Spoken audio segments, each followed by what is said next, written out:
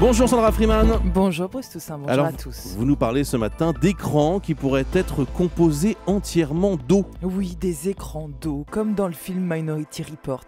Alors que les technologies récentes misent surtout sur la miniaturisation des écrans durs, tactiles, là, plusieurs chercheurs de par le monde surfent sur une autre petite vague. Alors, l'eau deviendrait le support. Il y a différentes pistes. Certains scientifiques japonais de l'université d'électrocommunication de Tokyo viennent de mettre au point Aquatop.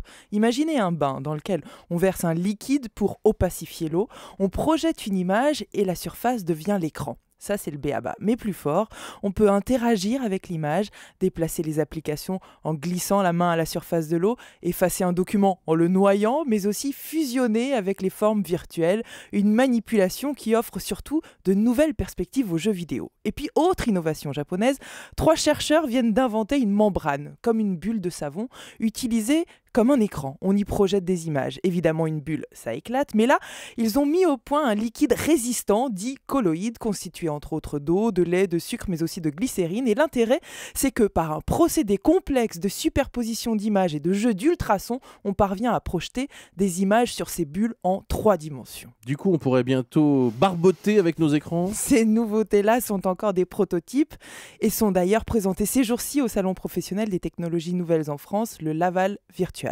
Mais il est une autre innovation, un écran de microparticules d'eau porté par un flux d'air, la technologie Displayer mise au point par des Russes.